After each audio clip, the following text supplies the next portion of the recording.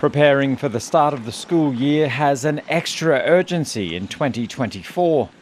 The roof structure was damaged and one of the rooms was particularly impacted. So that building will be out of action for a little while. This is just one of 130 schools across the state damaged by severe storms and flooding. When I saw a lot of the trees that had fallen within the school grounds, we believe that just one building being damaged was actually a bit of a godsend.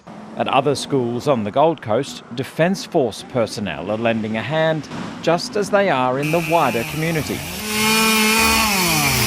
In far north Queensland, the school clean-up continues in flood-ravaged areas. The state government says timing will be tight, but it's confident all schools will start on time. There's one that we're racing against the clock in far north Queensland and hoping it will be okay. At this stage, we think it will be, but every single school will be functional. All while the repair bill continues to mount. No school will be financially behind as a result of the storm damage. We are still assessing the damage, and so we don't have a dollar figure just yet.